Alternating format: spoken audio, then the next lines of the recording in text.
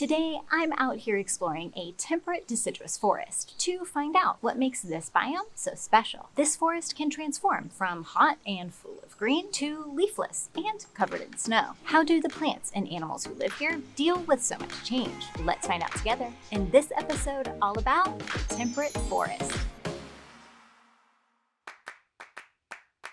A biome is a region defined by a specific climate and the plants and animals who have adapted to live there. The temperate deciduous forest biome is found here on the biome pyramid. This biome is made up of regions warm enough to support a variety of vegetation, but cold enough to have 4 seasons and a time of dormancy. Moderate to extensive rainfall is present in this biome, but cooler temperatures allow these forests to grow with less rain compared to the tropics. These biomes are also distinguished from tropical forests by the plant and animal adaptations that allow organisms to survive below freezing winter temperatures. Let's take a look at some special plants and animals who have learned how to deal with all of this change and call the temperate forest their home.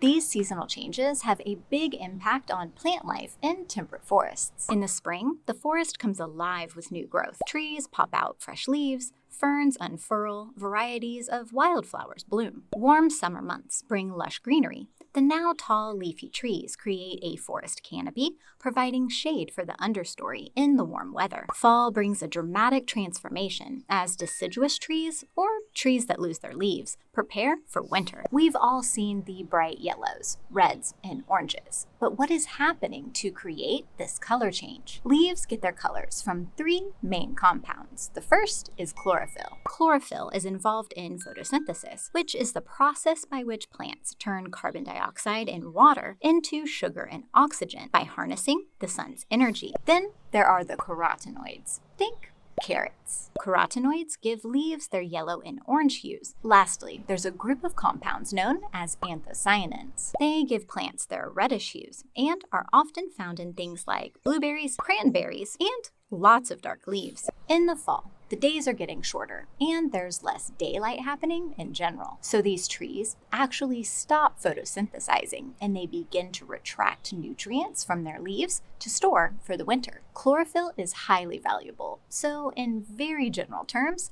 the tree just slurps it back up into its main tissue. As chlorophyll travels out of the leaf, it starts to expose other pigment molecules. The yellows and oranges of the carotenoids can start to show through. Then the leaves fall. This shedding of leaves helps the tree to conserve energy and water throughout the winter. This way, when spring rolls around and there are longer days, they can pop out these really big, energy-efficient, paper-like leaves, which allow the tree to absorb a lot of light energy and create a lot of sugars. These big leaves make up for the fact that they can't photosynthesize during the wintertime.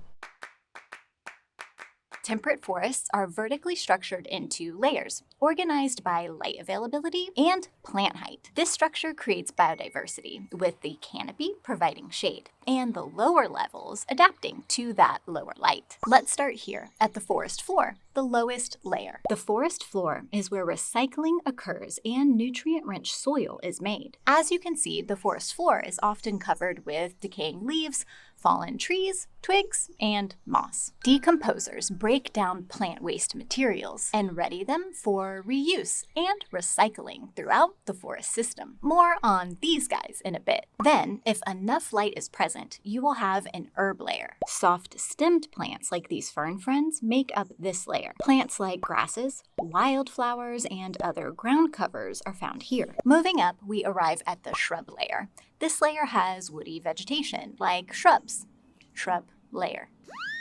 Mountain laurel, azalea, and even blueberry bushes can be found in this layer, thriving in the partial shade. Next is the understory layer. Immature trees and shade-tolerant species like redbud and dogwood can be found in this layer. Then, at the very top, we have the canopy, where the crowns of most of the forest trees meet and form a thick layer, kind of like an umbrella, shading the layers below. Trees like maple, oak, and fir grow tall here in their competition to reach the sunlight. If you're still here liking this video, let us know. And hit that subscribe button so you never miss an episode.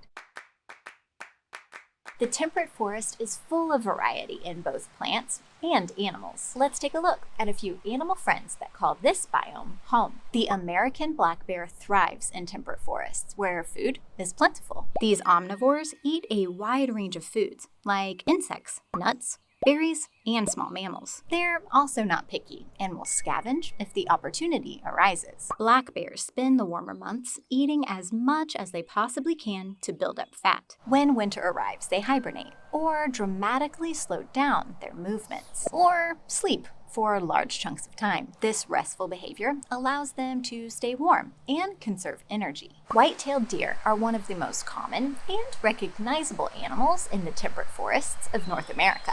I found some deer.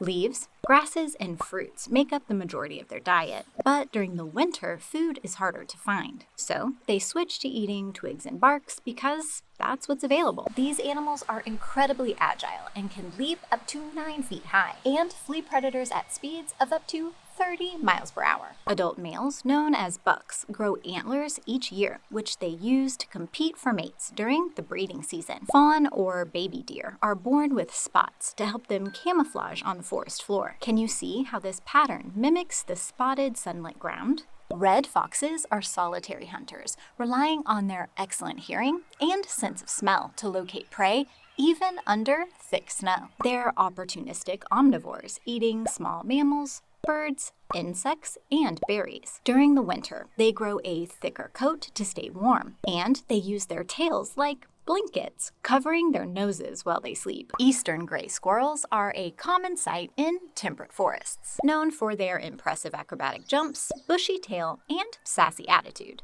They build nests high in the trees where they stay warm and safe from predators and rest in the winter months. Throughout the fall, squirrels gather nuts, seeds, and cones, storing them in hidden locations. This serves as a vital food source in the winter months when foraging becomes more difficult, if not impossible. Fortunately, squirrels are known for their excellent memory, allowing them to locate these hidden treasures even under layers of snow. The great horned owl is one of the most widespread owls found in North and South America, including temperate forests. They have iconic horn tufts of feathers and large yellow eyes. These nocturnal predators are expert hunters with strong eyesight and hearing, sharp talons, and silent flight that allows them to swoop down on their prey without warning. Great horned owls are apex predators and have few natural enemies. They mostly eat insects, moles, voles, birds, and rabbits. The great horned owl is the only animal that regularly feasts on skunks.